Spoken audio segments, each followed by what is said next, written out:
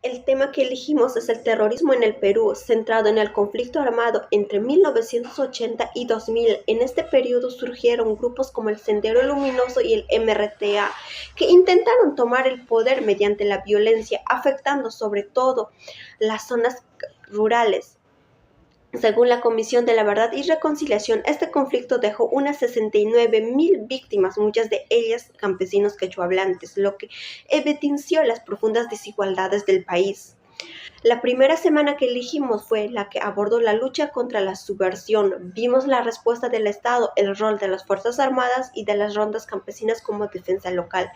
Esta clase fue clave para entender que la violencia no se vivió solo en Lima, sino también en comunidades rurales, atrapadas entre el terrorismo y la represión.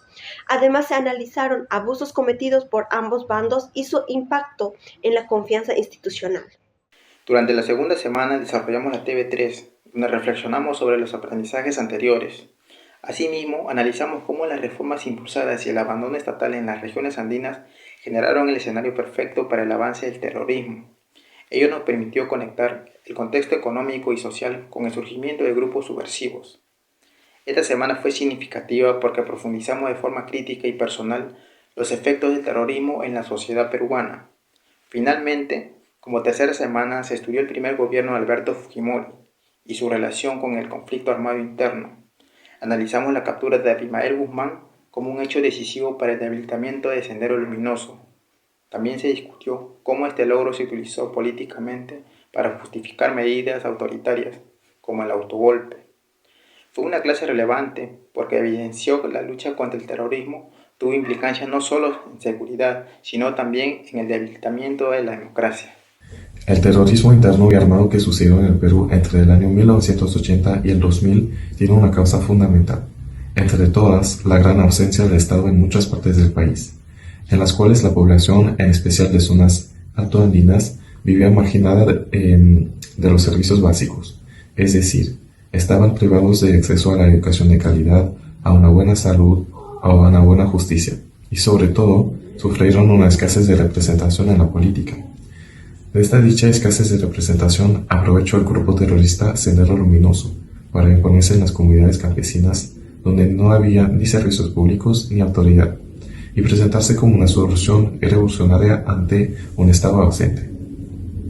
Según el artículo Resolución de conflictos a través de la fuerza, el caso del Perú, 1980-1993, en la revista Iberoamericana, Sendero Luminoso, con su líder Abimael Guzmán, implementó una estrategia militar rígida y centralizada con el fin de controlar a los campesinos. En las comunidades campesinas, el grupo se pudo imponer por la fuerza, a promover su enfoque ideológico radical como la única manera para salir de este sistema visto como injusto.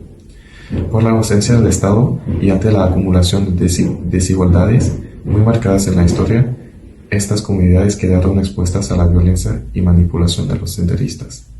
De esta manera, el conflicto se pudo extender y profundizar de manera rápida. Una consecuencia importante de este periodo es la gran crisis institucional que sufrió el Perú, y sus secuelas todavía se sienten hoy en día. La reacción del Estado peruano ante el avance del terrorismo no solo fue el uso de la fuerza militar, sino también numerosas medidas autoritarias que pusieron en riesgo la democracia. Según el artículo Crisis institucional en el Perú del posconflicto 1992-2018, el gobierno de Fujimori adoptó leyes antiterroristas restrictivas, acabó con el Congreso con un autogolpe en el año 1992 y limitó de manera extrema los derechos civiles. No solo estas medidas contribuyeron al fin de Sendero Luminoso, sino también debilitaron inmensamente a las instituciones del país. Eso significa que muchos perdieron confianza en las autoridades democráticas y la justicia. Luego, apareció una cultura de impunidad con respecto a las violaciones de los derechos humanos que se cometieron en esos años. Además, la población quedó marcada por el temor y el traumatismo, lo que hizo difíciles los procesos de reconciliación y de reparación tras el conflicto. A continuación pasaremos con la primera entrevista conformada por el doctor Bertín Enrique Gómez Vela, con 60 años de edad, quien nos compartirá sus experiencias y comentarios acerca del terrorismo. Yo, la verdad que en esa época del terrorismo vivía en la ciudad de Arequipa, no vivía acá en Lima. He vivido sí el terrorismo, he visitado Ayacucho en la época del terrorismo. Ha sido una época muy penosa. ¿Cómo afectó en mi vida? Realmente creo que ha afectado menos de lo que ha afectado a personas que yo he conocido. Como les digo, he ido yo a Ayacucho y he estado y he conversado con personas que han vivido el terrorismo directamente. Entonces, lo que me afectó a mí fue realmente menos de lo que los afectó a ellos, ¿no? Niños sin padres, padres sin hijos, bueno, una serie de abusos, etcétera, por ambos lados, por ambos lados. En esa época había mucho, la vida no era normal. En eso yo creo que ha afectado en sí a los pobladores de las ciudades.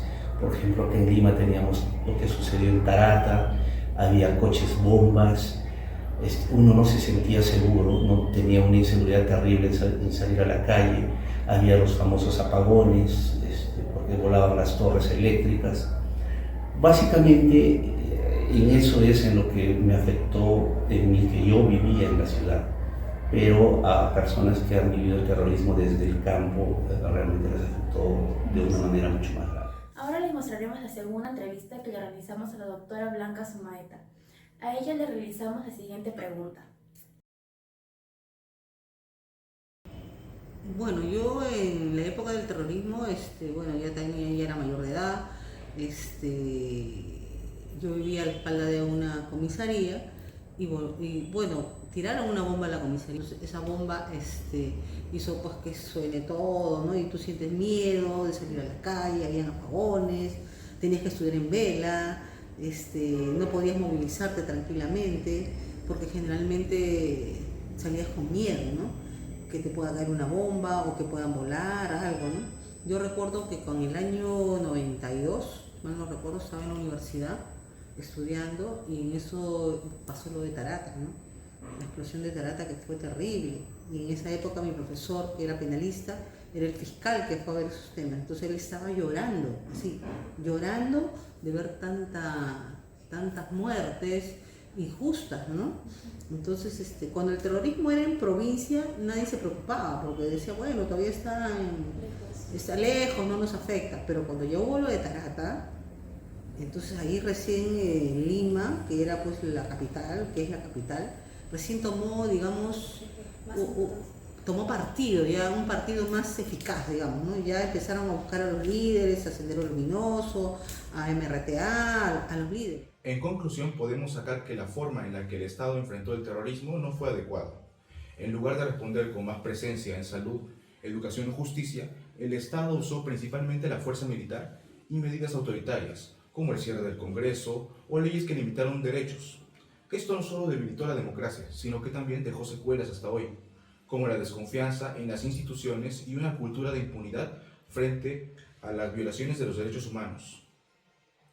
En las entrevistas que realizamos, nos confirmaron que el impacto que tuvo el terrorismo en la vida cotidiana fue el miedo constante, los apagones por las torres voladas, la imposibilidad de moverse con libertad y el dolor de ver a tanta gente muerta injustamente. En este contexto, la población se sintió desprotegida y olvidada por el Estado. Por eso, proponemos que la alternativa de solución no debió ser solo militar, sino también social. El Estado debió fortalecer su presencia en las zonas olvidadas, apoyar a las rondas campesinas de forma legal y construir confianza a través de la justicia y la reparación. La verdadera seguridad se logra con inclusión, no solo con represión.